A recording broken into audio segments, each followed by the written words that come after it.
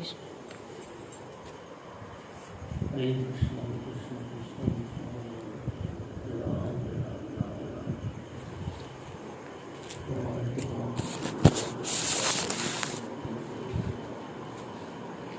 চৈতন্য চরিতামৃতে মহাপ্রভুরা কথা করবে।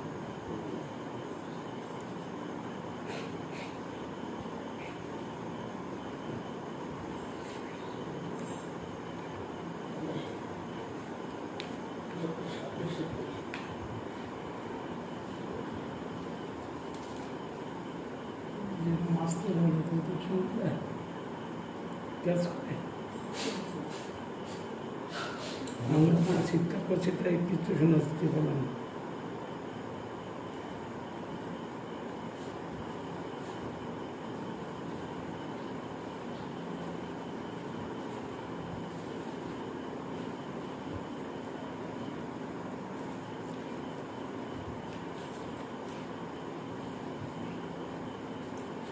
হরি হরি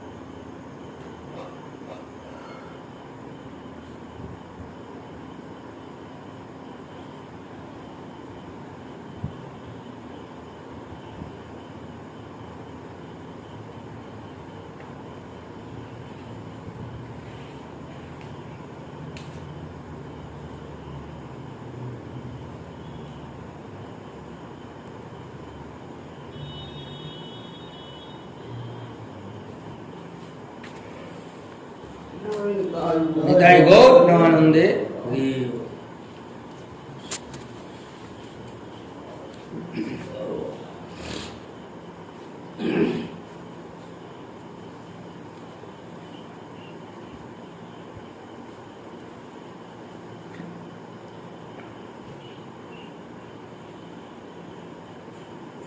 চৈতন্য চরিতামৃত মধুসূদন আদেশ করেছে।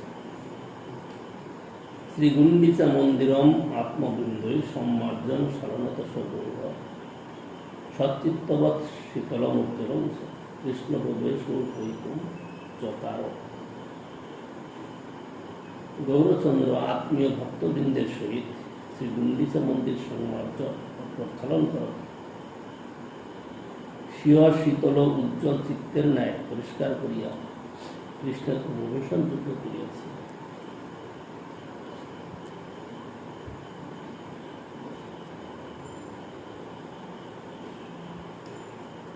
জয় জয় গৌরচন্দ্র জয় নিত্যানন্দ জয় অদ্বৈত চন্দ্র জয় গৌর ভক্তবৃন্দ জয় জয় শিবাসাদী গৌর ভক্তগণ শক্তিদেহ পরিজন চৈতন্য বর্ণ পূর্বে দক্ষিণ হইতে প্রভু যাবে আইলা তারে মিলিতে গজপতি উৎকণ্ঠিত হইলা। কটক হইতে পত্রী দিল সার্বভৌম ঠাই প্রভুর আজ্ঞা হয় যদি দেখিবারে যাই। ভট্টাচার্য লিখিল প্রভুর আজ্ঞা না হইল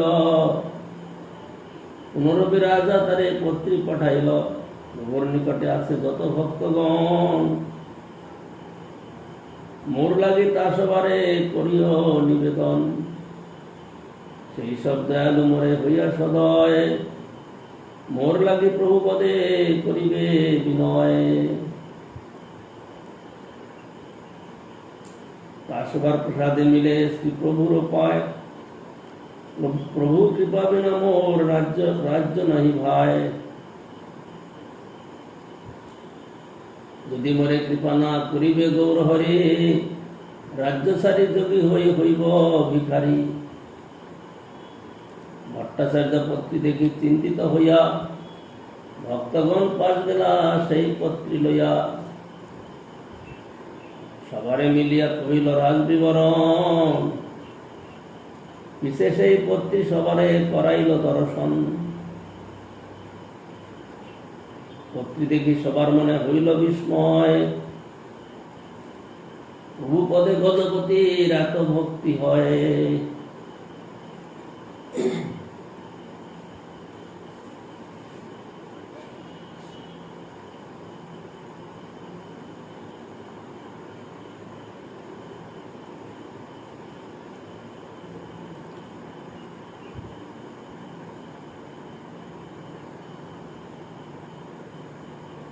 মোর লাগি তা সবারে করিও নিবেদন, সেই সব দয়ালু মোরে হইয়া সদয়। মোর লাগি প্রভু পদে করিও বিনয়, তা সবার প্রসাদে মিলে শ্রী প্রভুর পায়। প্রভু কৃপা বিনা মোর কার্য নাহি হয়।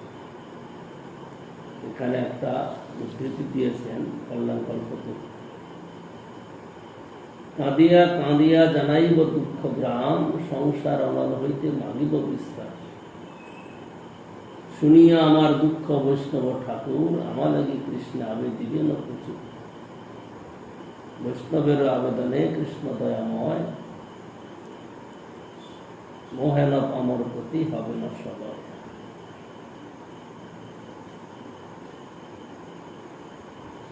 সবে কহে প্রভু তারে কবু না মিলিবে, আমি সব কহি যদি দুঃখ সে মানিবে। সার্বভৌম কহে সবে চলো একবার, মিলিতে না কহিব কহিব রাজ ব্যবহার। এত বলি সবে গেলাম মহাপ্রভুর স্থানে, কহিতে উন্মুখ সবে না কহে বচনে। প্রভু কহে কি কহিতে সবার আগমন, দেখিতে দেখিয়ে কহিতে সহ না কহ কি কারণ। নিত্যানন্দ কহে তোমায় চাহি নিবেদিতে, না কহিলে রহিতে নারী কহিতে ভয় চিত্তে। যোগ্য যোগ্য তোমায় সব চাহি নিবেদিতে, তোমা না মিলিলে রাজা চাহে যোগী হইতে। কানে মুদ্রা লই মই হইব ভিখারি, রাজ্যভোগ নাই চিত্তে বিনা গৌরহরি। দেখি বসে মুখচন্দ্র নয়ন ভরিয়া, ধরি বসে পাদ পদ্ম হৃদয়ে তুলিয়া।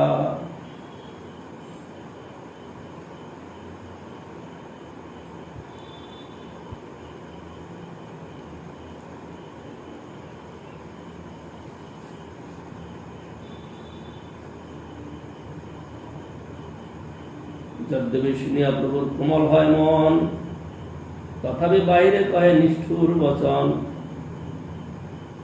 তোমার সবার ইচ্ছা এই আমারে লইয়া, রাজাকে মিলাইয়া কটকেতে গিয়া। পরমার্থ থাকুক লোকে করিবে নিন্দন, লোকের হো দামোদর করিবে ভৎসন। তোমার সবার আজ্ঞায় আমি না মিলি রাজারে, দামোদর কহে দেবে মিলি তবে তারে।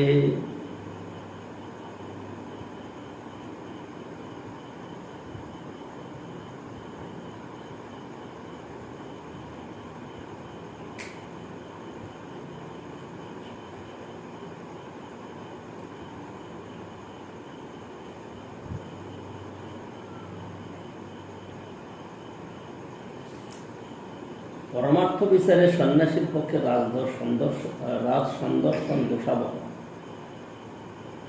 সে দোষের তো কথাই নাই। আবার সন্ন্যাসীর স্বল্প দোষ দেখিলেই লোকে নিন্দা করে। লোক নিন্দা পরিত্যাগের একটু তাৎপর্য আছে। জগতের ধর্ম প্রচারই সন্ন্যাসীর কর্ম। জগতে যদি নিন্দাই হইল, তাহলে ধর্ম প্রচার কার্য ভালো রূপে হয় না।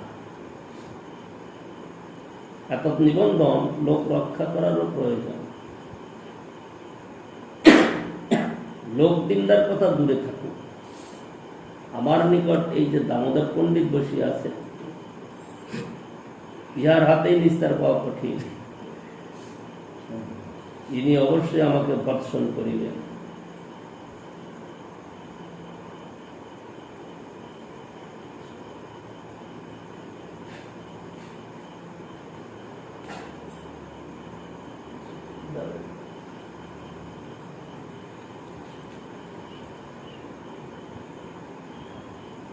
শুধু তোমাদের আজ্ঞায় রাজার সহিত সাক্ষাৎ করিতে পারি না। যদি দামোদর মিলিত হইতে বলেন, তা হইলে পারি।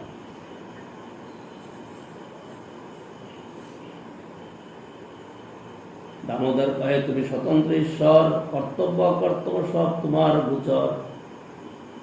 আমি কোন ক্ষুদ্র জীব তোমাকে বিধি দিব, আপনি মিলিবে তারে তাহাও দেখিব। রাজা তোমার স্নেহ করে তুমি স্নেহ বশ, তার স্নেহ করাবে তারে তোমার পরশ। যদ্যপি ঈশ্বর তুমি পরম স্বতন্ত্র, তথাপি সবাই হও প্রেম পরতন্ত্র। নিত্যানন্দ কহে হইছে হয় কোন জন যে তোমারে কহে কর রাজ দর্শন। কিন্তু অনুরাগী লোকের স্বভাব এক হয়, ইষ্ট না পাইলে নিজ প্রাণ সে ছাড়ে।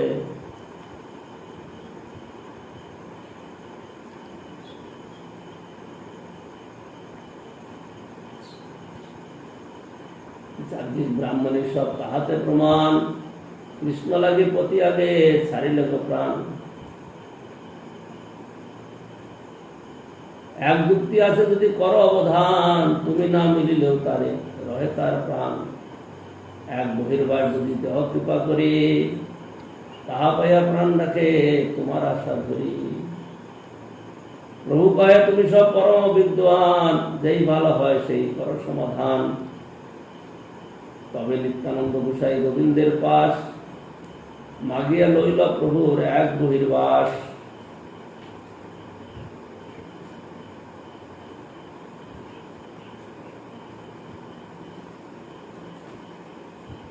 একদিন শ্রীকৃষ্ণ রাখালো গরুর পাল লইয়া, মথুরার নিকটবর্তী হইলে রাখাল দিকের ক্ষুধা হইল। কৃষ্ণ কহিলেন নিকটস্থ বনে যাজ্ঞিক ব্রাহ্মণগণ যজ্ঞ করিতেছেন, তাহাদের নিকট গিয়ে আমার নামে অন্ন ভিক্ষা কর। রাখালগণ গিয়া অন্ন যাচ না করিলে কর্মজর যাজ্ঞিক ব্রাহ্মণেরা অন্ন দিলেন না। ব্রাহ্মণ পত্নীগণ কৃষ্ণের প্রতি স্বাভাবিক অনুরাগ বশত রাখাল দিগের যাচ না শ্রবণ করত পতিগণের যজ্ঞ পরিত্যাগ পূর্বক শ্রীকৃষ্ণকে অন্ন দেবার জন্য অনেক লাঞ্ছনা স্বীকার করিলেন। তাৎপর্য এই যে ভগবত তত্ত্ব অনুরাগ থাকিলে, তাহার সেবা না পাইলে ভক্ত প্রাণ ছাড়িতেও প্রস্তুত হয়।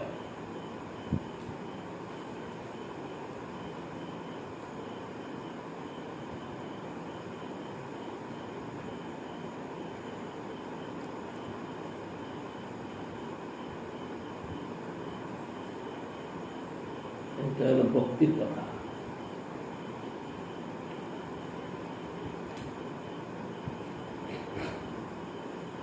ভগবত তত্ত্বে অনুরাগ থাকিলে, তাহার সেবা না পাইলে ভক্ত প্রাণ ছাড়িতেও প্রস্তুত।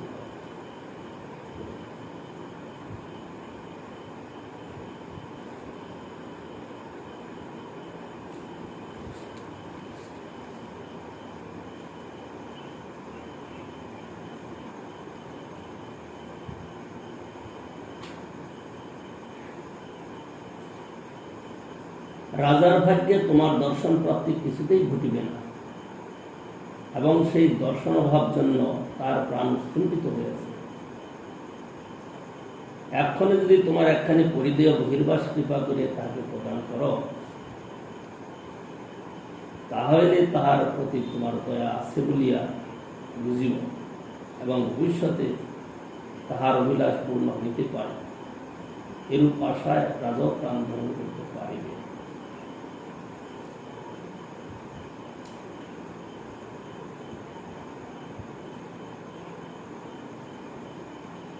সেই বহির্বাস সার্বভৌম পাশ দিল, সার্বভৌম সেই বস্ত্র রাজারে পাঠালো।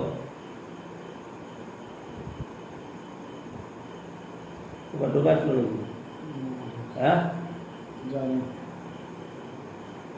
বড় একটা পোকা এদিকে দেখলাম যে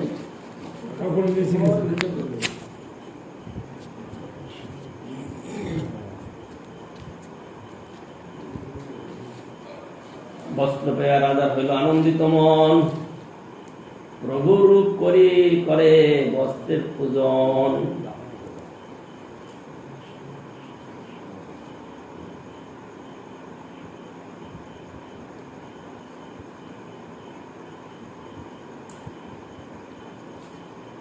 প্রভুকে যেরূপ আগ্রহ সহ রাজা পূজা করিবেন বলিয়া মনে করিয়াছিলেন,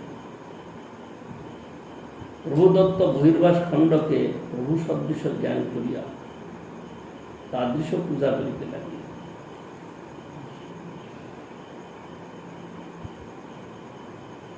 প্রভুর শ্রীঅঙ্গের সহিত তৎপরিধেয় বসন ভূষণাদির নিত্য অভেদ সন্দিনী শক্তিমত বিগ্রহ শ্রী বলদেবীরই কলা শেষ রূপী বিষ্ণু সজ্জা ও বসনাদি বিবিধ রূপে শ্রী আরাধ্য কৃষ্ণচন্দ্রের সেবা করিয়া থাকেন। সুতরাং সেই সবই একই কৃষ্ণ প্রকৃতিতে শুদ্ধ সেবকের সেবা। বিশেষত মহাপ্রভু অদ্বয় জ্ঞান সচ্চিদানন্দ বিগ্রহ স্বয়ং ভগবান। এইরূপ সচ্চিদানন্দময় গুরু বৈষ্ণবে ও তাহাদের ব্যবহার্য উপকরণকেও পরস্পর অভিন্ন অর্থাৎ জীবের নিত্য পরামর্শ নিয়ে বিগ্রহ বলিয়া জানিতে হইবে।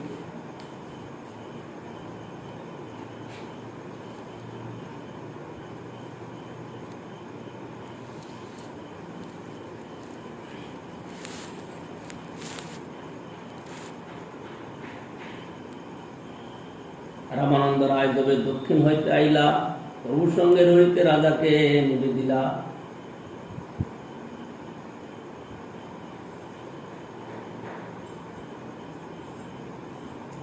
তবে রাজা সন্তোষে তাহারে আজ্ঞা দিলা, আপনি মিলন লাগি সাধিতে লাগিলা। মহাপ্রভু মহাকৃপা করেন তোমারে,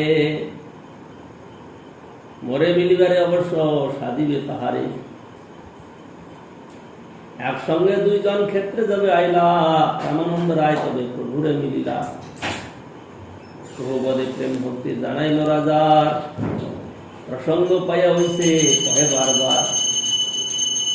রাজমন্ত্রী রামানন্দ ব্যবহারে নিপুণ, রাজনীতি কহি প্রবাইল প্রভুর মন। উৎকণ্ঠাতে প্রতাপ উজ্জ্বল নারে রহিবারে, রামানন্দ সাধিলেন প্রভুরে মিলিবারে। রামানন্দ প্রভু পায় কইল নিবেদন, একবার প্রতাপ রূপে দেখা হো চরণ। প্রভু কহে রামানন্দ কহ বিচারিয়া, রাজাকে মিলিতে জুয়ায় সন্ন্যাসী হইয়া। রাজার মিলনে ভিক্ষুকের দুই লোক নাশ, পরলোক রঘু লোকে করে উপহাস। রামানন্দ কহে তুমি ঈশ্বর স্বতন্ত্র, তারে তোমার ভয়, তুমি নহ পরতন্ত্র।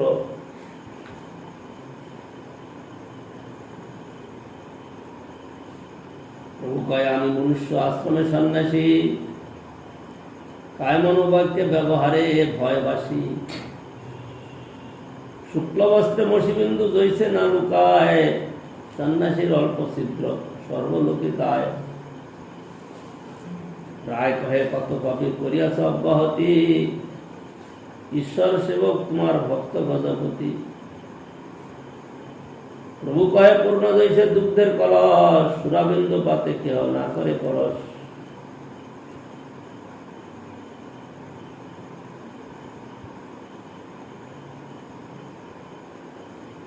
যদ্যপি প্রতাপ রুদ্র সর্বগুণবান, তাহারে মলিন কইল এক রাজা নাম।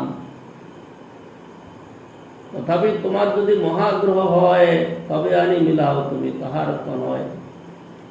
আত্মবৈ যায়তে পুত্র, এই শাস্ত্রবাণী। পুত্রের মিলনে যেন মিলিবে আপনি। তবে রায় যাই সব রাজারে কহিলা, প্রভুর আজ্ঞায় তার পুত্র লইয়া আইলা। সুন্দর রাজার পুত্র শ্যামল বরণ, কিশোর বয়স দীর্ঘ কমল নয়ন। পীতাম্বর ধরে অঙ্গে রত্নাবরণ, শ্রীকৃষ্ণ স্মরণেতে হইলা উদ্দীপন। চারিদিকে মহাপ্রভুর কৃষ্ণ স্মৃতি হইল, জমাবেশে তার মিলি কহিতে লাগিল। এই মহাভাগ্য যাহার দর্শনে, ব্রজেন্দ্র নন্দন স্মৃতি হয় সর্বজনে।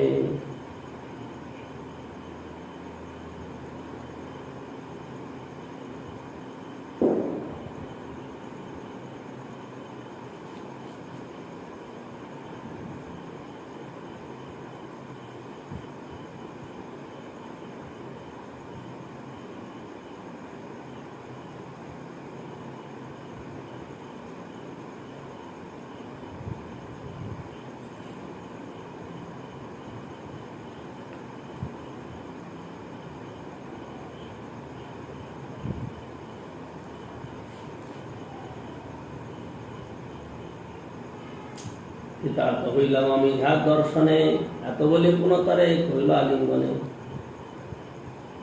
প্রভু স্পর্শে রাজপুত্রের হইল প্রেমাবেশ, শ্বেত কম্প স্তম্ভ পুলক বিশেষ। কৃষ্ণ কৃষ্ণ কহে নাচে করয়ে রোদন, তার ভাগ্য দেখিস লাগা করে ভক্তগণ। তবে মহাপ্রভু তারে ধৈর্য করাইল, নিত্য আসি আমায় মিলিও এই আজ্ঞা দিল। বিদায় লইয়া রায় আইল রাজপুত্রে লইয়া, রাজা সুখ পাইল পুত্রের চেষ্টা দেখিয়া। পুত্রে আলিঙ্গন করি প্রেমাবিষ্ট হইলা, সাক্ষাৎ পরর যেন মহাপ্রভু পাইলা। সেই হইতে ভাগ্যবান রাজার নন্দন, প্রভু ভক্তগণ মধ্যে হইলা একজন।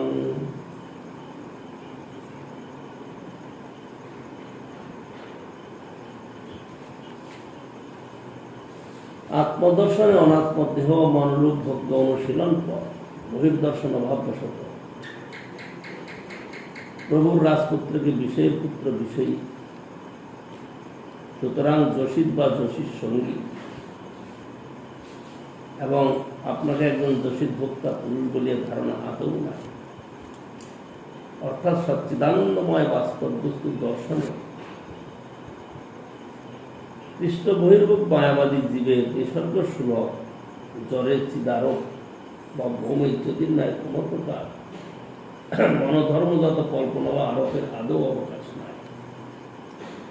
স্বয়ং অদ্বয় জ্ঞান বিষয় বিগ্রহ হইয়া প্রভুর আপনাকে আশ্রয় জাতীয় ভোগ্য বা দৃশ্য গোপী বলিয়া প্রতীতি এবং রাজপুত্রকে সাক্ষাৎ ব্রজেন্দ্রনন্দন বলিয়া কথিত হইল। ইহাই শুদ্ধ জীবাত্মার অদ্বয় জ্ঞান দর্শন বা বৈষ্ণব দর্শন। জমে বৈশ জমে বৈশ বৃণীত তেন লভ্যস্তস্য আত্মা বিবৃণীত তনুষ্ঠান। এই অভয় দর্শনের অভাব হেতুই জীবের অবিদ্যাজনিত যত অনর্থের আবহন বা সংস্কৃতি সংসারে আসিয়া প্রকৃতি বুঝিয়া পুরুষ অভিমানী করি।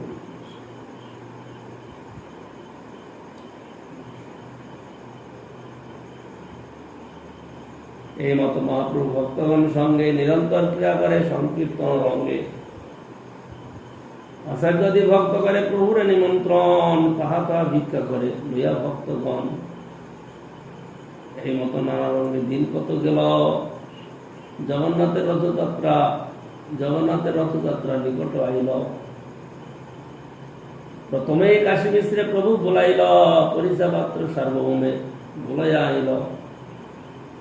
তিনজন পাশে প্রভু হাসিয়া কহিল, গুন্ডিচা মন্দির মার্জন সেবা মাগি নিল। পরিচা কহে, আমি সব সেবক তোমার, যে তোমার ইচ্ছা সেই কর্তব্য আমার। বিশেষে রাজার আজ্ঞা হইয়াছে আমারে, প্রভুর আজ্ঞা সেই শীঘ্র করিবারে। তোমার যোগ্য সেবা নহে মন্দির মার্জন, এই এক লীলা কর যে তোমার মন। কিন্তু ঘর সংমার্জনে বহুত চাহিয়ে, আজ্ঞা দেওয়া আজি সব ইহা আনি দিয়ে। নূতন 100 ঘর শত সংমার্জনী, পরিচয় আনিয়া দিল প্রভুর ইচ্ছা জানি। আর দিনে প্রভাতে লইয়া নিজগণ, শ্রীহস্তে সবার অঙ্গে লেপিলা চন্দন। শ্রীহস্তে দিল সবারে এক এক মার্জনী, সবগণ লইয়া প্রভু চলিলা আপনি।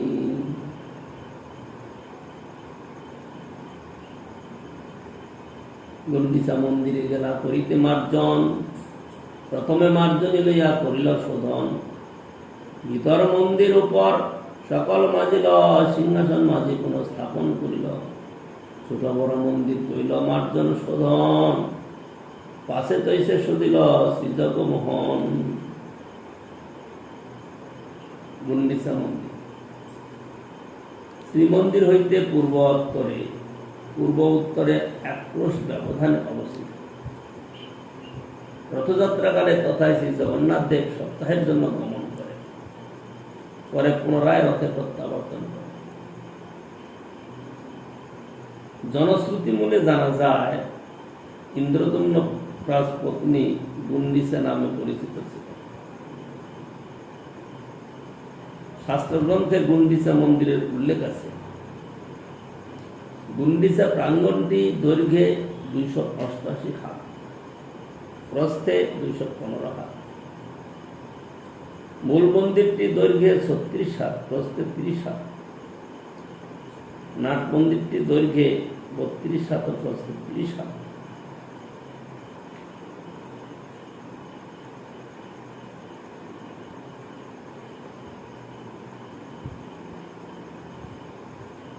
গুন্ডিচার মূল মন্দিরের মধ্যে 12 হাত দীর্ঘ ও 2 হাত উচ্চ একটি রত্নবেদী আছে, ইহাই সিংহাসন।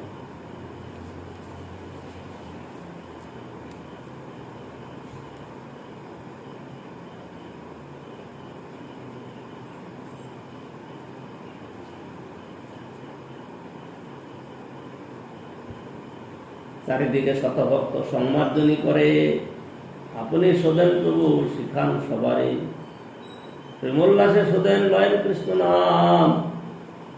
ভক্তগণ কহে, ভক্তগণ কৃষ্ণ কহে, করে নিজ কাম। ধুলি ধূসর তনু দেখিতে শোভন, কাহাকা অশ্রু দলে করে সম্মার্জন। ভোগবন্দির শোধন করি সুদিল প্রাঙ্গণ, সকল আবাস ক্রমে করিল শোধন। তৃণ ধুলি ঝিকুর সব একত্র করিয়া, বহির্বাসে লইয়া ফেলায় বাহির করিয়া।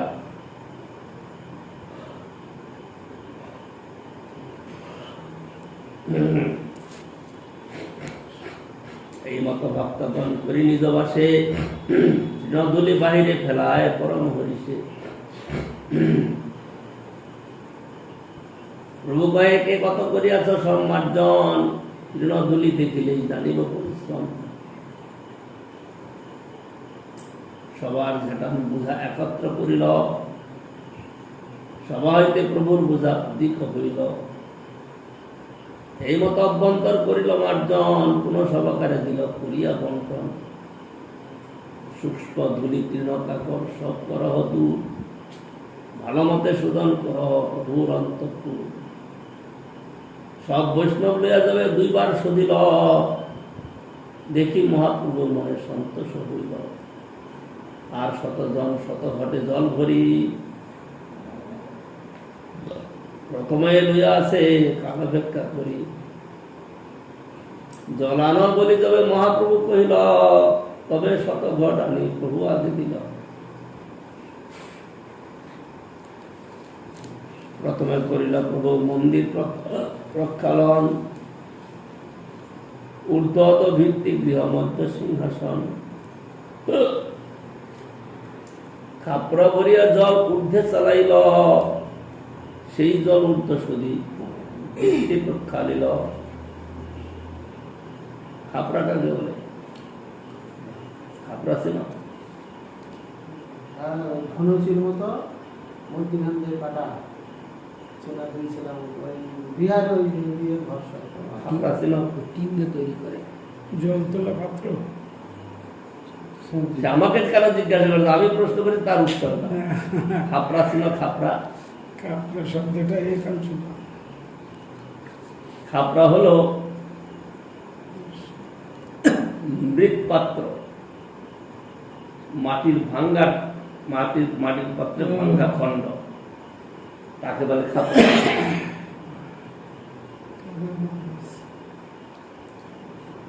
কোন একটা মাটির পাত্র ভেঙে গেলে পরে তার যে টুকরাটা তাকে খাপড়া বলে।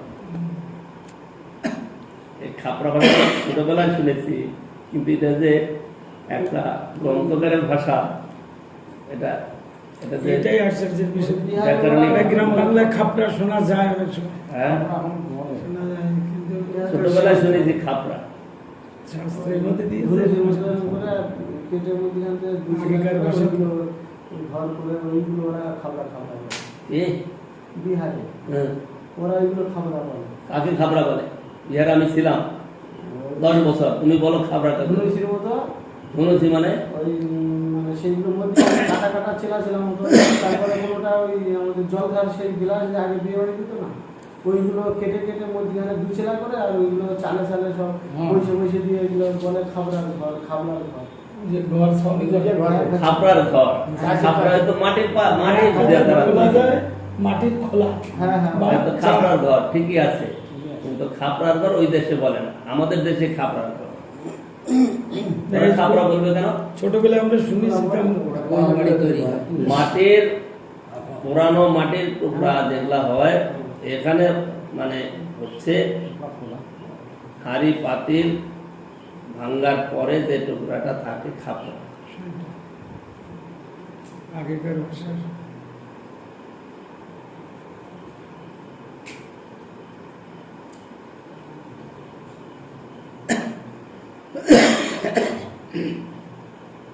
শ্রীহস্তে করেন সিংহাসনের মার্জন, প্রভু আগে জলানি দেয় ভক্তগণ।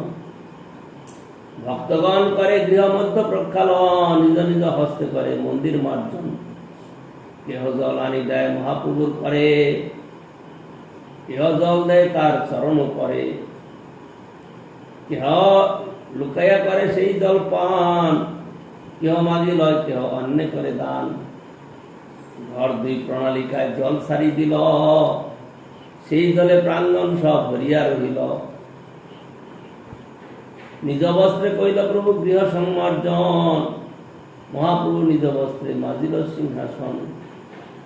শতঘর জলে হইল মন্দির মার্জন, মন্দির শুধিয়া কইল যেন নিজ মন। নির্মল শীতল স্নিগ্ধ করিল মন্দিরে, আপন হৃদয় যেন ধরিল বাহিরে। শত শত জন জল ভরে সরোবরে, ঘাটে স্থান নাহি কেহ কূপে জল ভরে। পূর্ণ কুম্ভ লইয়া আইসে শত ভক্তগণ, শূন্য ঘট লইয়া যায় আর শত জন। নিত্যানন্দ অদ্বৈত স্বরূপ ভারতী পুরী, ইহা বিনু আর সব জল আনে জল ভরি।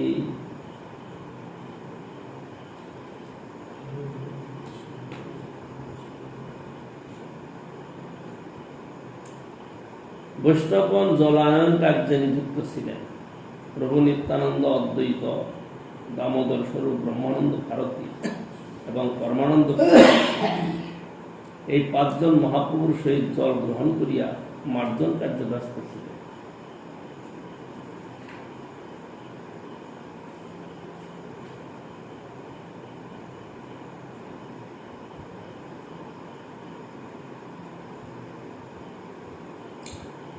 ঘটে ঘটে ঠেকি কত ঘট ভাঙ্গি গেল, শত শত ঘট লোক তাহা লইয়া আইল। জল ভরে ঘট দয় করে হরিধ্বনি, কৃষ্ণ হরিধ্বনি বিনা আর নাহি শুনি। কৃষ্ণ কৃষ্ণ কহি করে ঘটের প্রার্থন, কৃষ্ণ কৃষ্ণ কহি করে ঘট সমর্পণ। যেই যেই কহে সেই কহে কৃষ্ণ নামে, কৃষ্ণ নাম হইল সংকেত সব কামে। প্রেমাবেশে প্রভু কহে কৃষ্ণ কৃষ্ণ নাম, একলে প্রেমাবেশে করে শতজনের কাম। শতহস্তে করেন যেন সালন মার্জন, প্রতিজন পাশে যাই করান শিক্ষণ। ভালো কর্ম দেখি তারে করে প্রশংসন, মনে না মিললে করে পবিত্র বর্ষণ। তুমি ভালো করিয়াছ শিখাও অন্যরে, এই মতো ভালো কর্ম সেহ যেন করে। এ কথা শুনিয়া সবে সংকুচিত হইয়া, ভালো মতে কর্ম করে সবে মন দিয়া। তবে প্রক্ষালন কইল শ্রী জগমোহন, ভোগ মন্দির আদি তবে কইল প্রক্ষালন।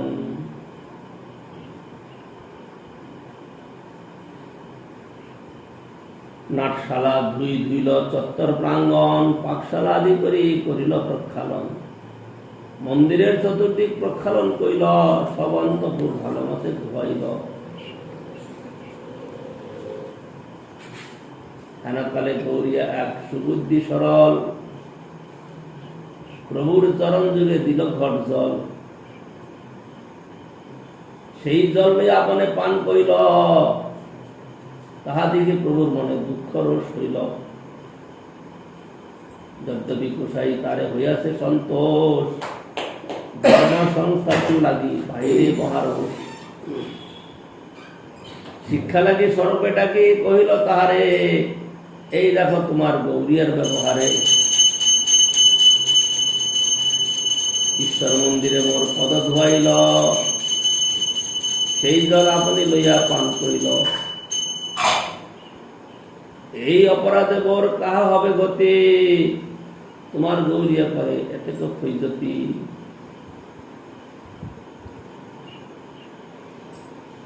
তবে স্বরূপ গোসাই তার ঘাড়ে হাত দিয়া ঢেকামারি পুরীর বাহির রাখিলেন লইয়া। পুনঃ প্রভু পায় করিল নিবেদ বিনয়, অজ্ঞ অপরাধ ক্ষমা করিতে জুয়ায়। তবে মহাপ্রভুর মনে সন্তোষ হইলা, সারি করে দুই পাশে সবারে বসাইলা।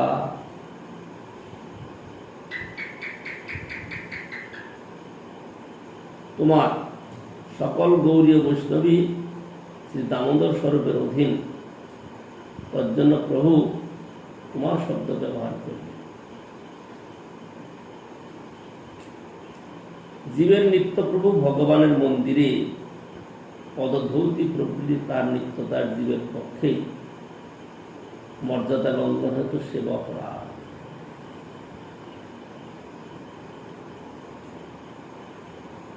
জীবের নিত্য প্রভু ভগবানের মন্দিরে পদধৌতি প্রভৃতি তার নিত্য দাস জীবের পক্ষে মর্যাদা লঙ্ঘন হেতু সেবা অপরাধ।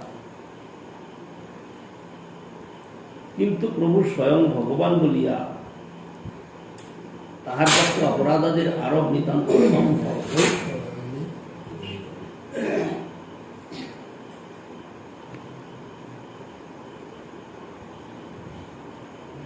ও বেদ বিরুদ্ধ হইলেও তিনি বাহিরে জগৎগুরু লোক শিক্ষক আচার্যের কার্য করিতেছেন বলিয়া আপনাকে একজন বিভিন্নাংশ জীব মাত্র মনে করিয়া নির্বোধ গুরু ভুবগণকে সেবা অপরাধ হইতে সতর্ক করিবার জন্য শিক্ষা দিলেন।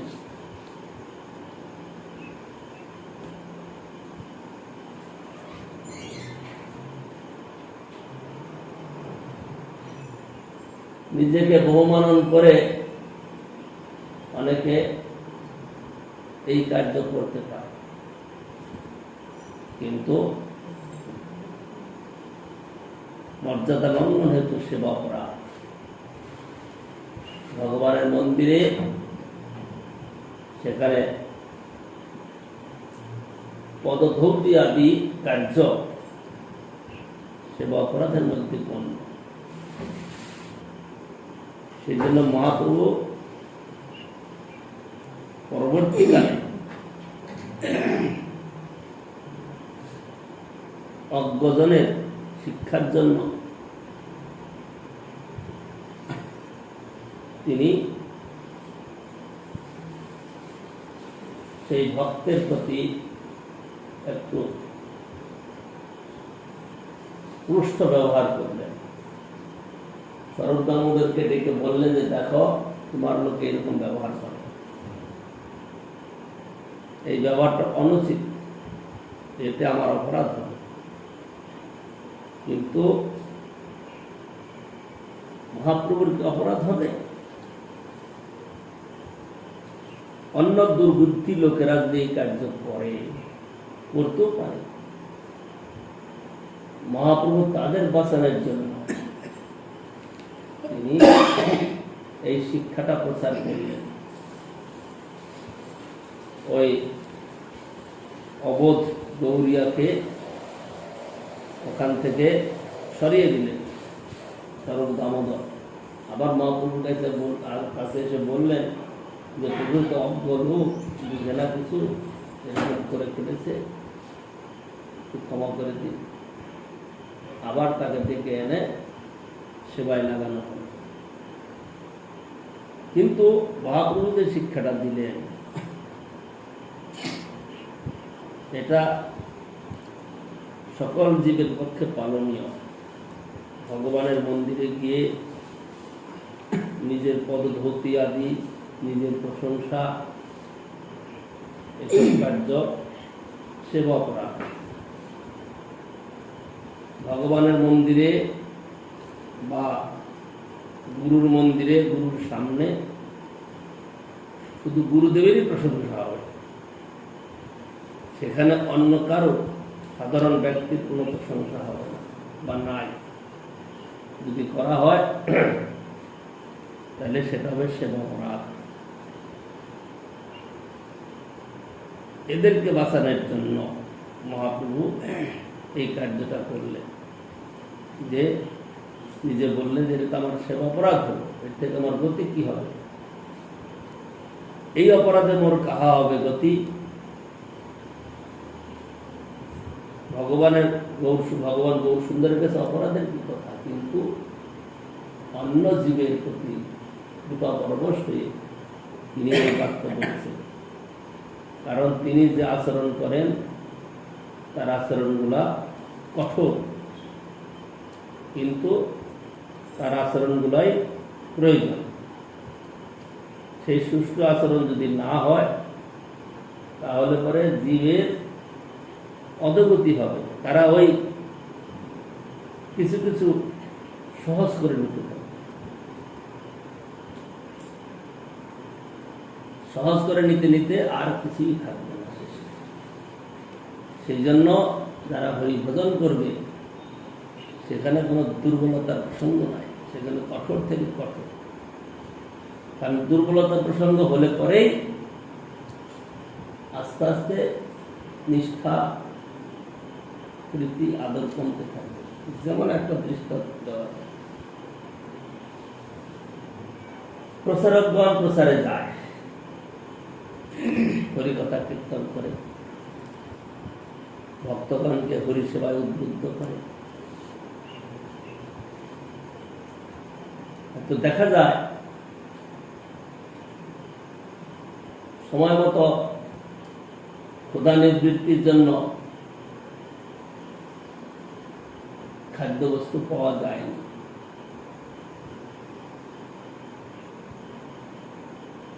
রাস্তায় দোকান পড়ে গেল, অন্ন ডাল তরকারি রান্না আছে ভালো, এখানে একটু মজা মেরে নেওয়া যায়, কি দোষ আছে? কারণ প্রচারে বেরিয়েছি, এখন প্রাণটা তো বাঁচাতে হবে। যেরকম চলতে থাকে তাহলে সেখানে কি ভজন প্রসঙ্গ থাকবে? ভজন প্রসঙ্গ থাকবে। হয়তো দেখা যাচ্ছে সকালে বেরিয়েছে, ফিরতে ফিরতে সন্ধ্যা হয়ে যায়, রাত্রি, এত সময় তো কোথাও খাবার কিছু মিলে না। ওই নলেতে জল পান করে বা পুকুরে জল পান করে বা কুয়ার জল উঠিয়ে পান করে কাটিয়ে দিতে হবে। যদি সেখানে একটু দুর্বলতা প্রকাশ করে ক্ষুধা নিবৃত্তির জন্য চেষ্টা করে তাহলে সেখানে বাধা পড়বে। একজন বলেছিলেন একবার, একটা গাড়িতে করে কয়েকজন প্রচারক, লাল কাপড় পরা, তারা যাচ্ছেন। এখন প্রসাদ পাওয়ার সময়তে, যে সময়টা প্রসাদ পাওয়ার সময় সকালবেলায় হয়, তো সেই সময় উপস্থিত, এখন খাবার তো নাই সাথে। কি করলেন? রাস্তার একটা দোকানে ঢুকে গেলেন। ঢুকে গিয়ে দোকানদারকে জিজ্ঞাসা করলেন যে আপনাদের এখানে খাবার কি আছে? লুচি পুরি আছে, আলুর দম আছে, মিষ্টি আছে। তো ভালো ভালো, এই লুচি পুরি আলুর দম কিছু দেওয়া যায়, আমরা কয়েকজন আছি, দিন আমরা খাবো, আমাদের খেতে হবে। তিনি তো মনে মনে সংকোচ করে বললেন, না, এই লোক আপনাদের যোগ্য নয়, এর মধ্যে অন্য কিছু দেওয়া। লড়াই প্রচারের সময় সব বিচার করতে নাই, চলে। তো দিল আলুর দম, লুচি, তারা উদর ভরণ করে চলে গেলেন। পয়সাপাতি যে দাম হলো দিলেন। পরে কোনো একজন ভক্ত, নিষ্ঠাবান ভক্ত যখন সেই দোকানে দাঁড়ে, তোরা আমাদের কাছে এরকম দেখা, দেখ এখনই তো খেয়ে গেল, তোরা বড় ভক্ত বলে পরিচয় দিস, আর এই দেখ খেয়ে গেল। বললাম আলুর দমে পেঁয়াজ দেওয়া আছে, সব খেলো তারা। আর তোরা তো নিজেদেরকে বড় বড় ভক্ত বলিস, আমরা এই খাই না ও খাই না, তো তারা খেলেও কি করে?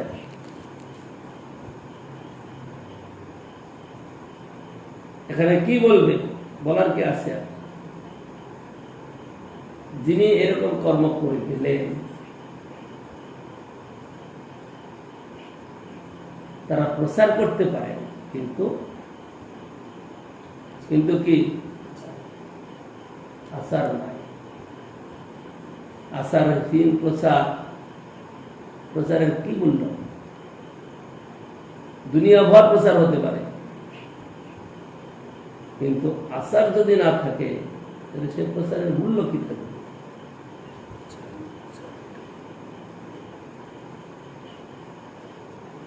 কিছুদিন আগে এক জায়গায় একটা অনুষ্ঠান হচ্ছিল। অনুষ্ঠানটা কি আধুনিক কালে এই কি বলে, কি বলা যায় আমি শব্দটা জানি না, মানে অনেক বড় সভা থাকে, বড় সভা হল ঘর, 1000 লোক বসতে পারে, এদের ডায়াস না কি থাকে, 1000 লোক, তারা ভক্ত সব তিলকধারী, মালায় গলায় তাদের এরকম একটা ঝোলা ঝুলছে, আর এই স্টেজে বসে কীর্তনকারী কীর্তন করছে অনেক জন, কারোর হাতে হারমোনিয়াম, কারোর হাতে বাঁশি, কারোর হাতে বা কি বলে ওটাকে বেলা বা বিনা বা সেতার, এক একজন তাদের সামনে মাইক এক একটা রয়েছে, ওর মধ্যে কয়েকজন সুন্দরীও আছে, হ্যাঁ, তাদের গলায় কীর্তন হচ্ছে আর ওরা বাজনা বাজাচ্ছে, আর এদের গান শুনে পুরা কি বলে ওখানে যত লোক খুব নাচানাচি করছে। এটা কি প্রচার হচ্ছে? এইগুলো তো আমাদের গৌড়ীয় সম্প্রদায় করে না। গৌরী তো হলো তারা, তারা আবার কি হলো? এইরকম যে প্রচার, এই প্রচারের ফল কি হবে? আচার না থাকে। এই প্রচারের ফল মহাপ্রভু বলেছেন, পৃথিবী পর্যন্ত আছে যত নগরাদি গ্রাম, সর্বত্র প্রচার হইবে মোর নাম। নাম প্রচার হচ্ছে, কিন্তু কালকে না কবে আলোচনা হচ্ছিল, শব্দ মাত্র আর লোকরঞ্জন মাত্র। ওখানে এত লোক মানে নাচছে, ওই মেয়েগুলার হাতে মাইক, এত সুন্দর সুর করে তারা গাইছে, এত সুন্দর সাজে গুজে নিয়েছে, একেবারে মাত করে দিচ্ছে। মহামন্ত্র গাইছে, অন্য গান মহামন্ত্র। অষ্টম প্রহরে তো তাই করে। হ্যাঁ, অষ্টম প্রহরে তাই করে। অষ্টম প্রহর তো আলাদা হলো, এটা তো হলো অন্য একটা সভাগৃহ। সভাগৃহের মধ্যে এরকম করছে, এটা কি প্রচার? কিন্তু এটাকে ওই শ্রেণীর লোকেরা প্রচারের মাধ্যম বলে ভেবে নিয়েছে। আচারহীন প্রচারের কোনো ফল হবে? কিছু ফল হবে। মহাপ্রভু এখানে কি বললেন? যে আমি রাজার সঙ্গে দেখা করতে পারি না, আর আমাদের এখন রাজার সঙ্গে দেখা করাটাই প্রধান কাজ। রাজা ছাড়া চলে না।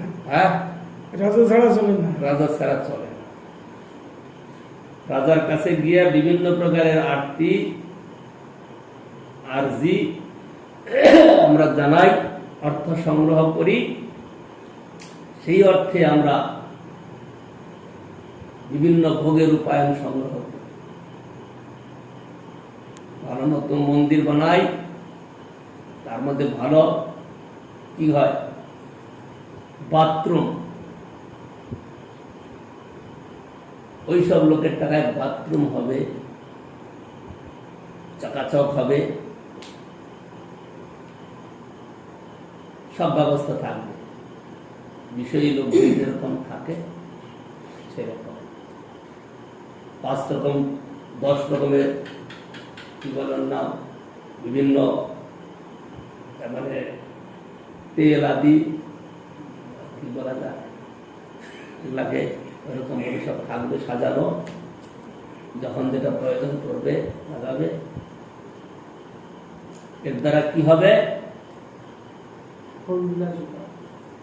বিলাসিত হবে, ভজন হবে। ভজন করতে গেলে যথাযোগ্য ভোগ, নিজের স্বাস্থ্য রক্ষার জন্য, স্বাস্থ্য রক্ষা মানে ভজনের অনুকূলে স্বাস্থ্য রক্ষা। স্বাস্থ্য রক্ষা মানে খুব হাট্টা হলাম কিন্তু সেবা করতে বলে না আমি আমার দ্বারা হবে না, এরকম হাট্টা হলাম প্রভুর জন্য, সেবার জন্য পরিশ্রম, গায়ের ঘাম ছড়ানো। কিন্তু যদি খেয়ে দিয়ে তাগড়া হলাম আর সেবা করতে গেলে গিয়ে পিছপা হলাম, তাইলে ওই শরীরের কোনো মূল্য না। আর সব টাকা নিয়ে যা করা হচ্ছে এর দ্বারা ভোজনের অনুকূলতা হচ্ছে না, ভালো খাওয়া করা হচ্ছে। ভালো খাওয়া করা হওয়া কি ভোজনের অনুকূল? মোটেই না। সেই জন্য কি কথা নিয়ে আসলো? আচ্ছা আচ্ছা গৌরীর ব্যবহার। গৌরীরা সে কি করলো? মহাপ্রভুর পায়ে জল ঢাল। এর আগে কিন্তু মহাপ্রভুর পায়ে জল ঢেলেছে, সেটা অজান্তে জল ঢালছে, কেউ পান করছে, ওটা ধর্তব্য না। কিন্তু শেষ পেশ কি ঘটলো?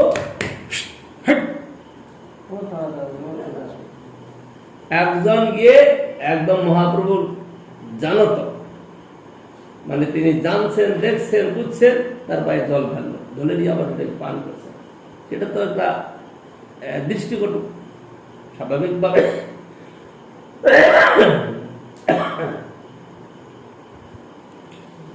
এর আগেও তো জল ঢালছে, সেই জল আবার গোপনে পানও করেছে, সেটা গোপনে হয়েছে। কিন্তু এ ভক্ত তো প্রকাশ্যে করছে, সেই জন্য এটা দৃষ্টিকটু। এই আচারটা মহাপ্রভু ঠিক মানতে পারলেন না। সেই জন্য তিনি স্বরূপ দামোদর প্রভুকে ডেকে বললেন যে দেখো তোমার গৌরীর কিরকম ব্যবহার, আমার পায়ে জল ঢাললো ভগবানের মন্দিরে। এর আগেও তো অনেকে ঢেলেছে, দেখতে পাই, সেটা দেখতে পাইনি, সেটা শিক্ষা দেওয়ার হয়নি। এখন এটা শিক্ষা দেওয়ার মতো।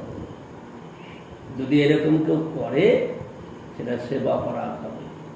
মহাপ্রভুর জন্য সেবা অপরাধ নয়, অন্য কেউ যদি করে এরকম ভোগবৃত্তি যদি চালায়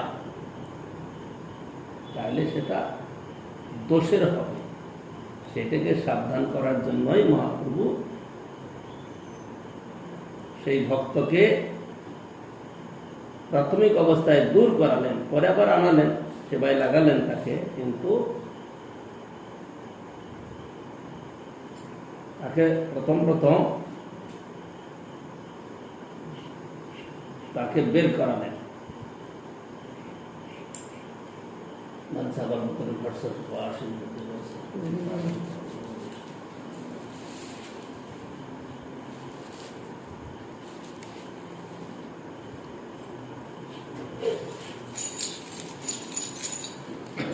হরে Krishna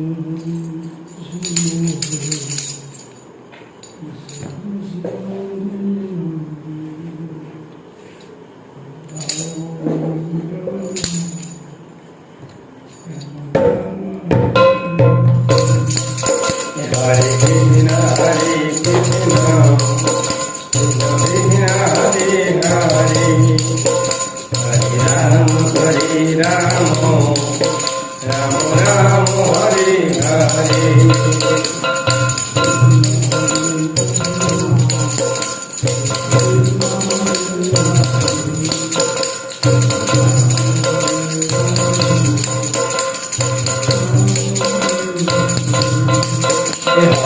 Krishna Hare Krishna Krishna Krishna Hare Hare Hare Rama Hare Rama Rama Rama Hare Hare Hare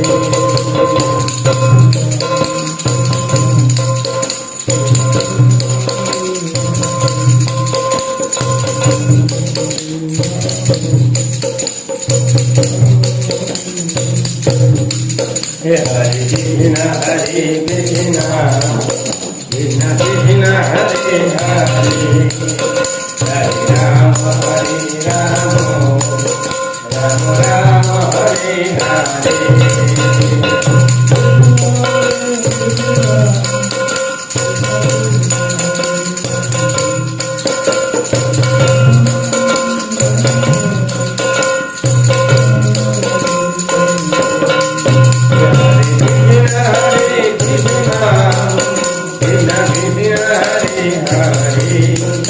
Hare Rama Hare Rama Rama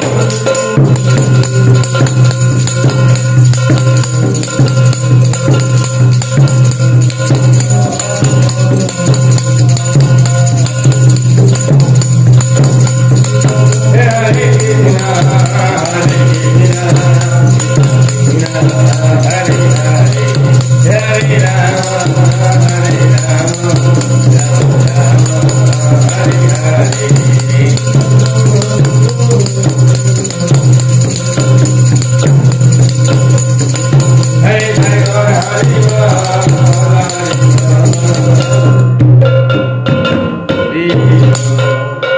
Nitai गौर परमानंदे हरि जय श्री श्री गुरु गोविंद बिहारी राधाकृष्ण धरी जी की जय जय ओम विष्णु श्रीमद भक्ति विक्रम गोस्वामी महाराज की जय जय नित्यानंद प्रभु श्री पुरोहित महाराज की जय जय श्री भागवत गोस्वामी महाराज की जय जय श्री भक्ति गौरव गोस्वामी महाराज की जय जय नित्यानंद प्रभु विष्णु विष्णु परमहंस बोधिचित्त गोस्वामी महाराज की जय जय नित्यानंद गुरु विष्णु भक्ति विशास्त्र गोस्वामी ठाकुर की जय जय नित्यानंद प्रभु विष्णु विष्णु परमहंस जगत गुरु शिला भक्ति सिद्धांत सरस्वती गोस्वामी भगवत की जय जय नित्यानंद प्रभु विष्णु विष्णु परमहंस गौर किशोर दास बाबा जी महाराज की जय जय नित्यानंद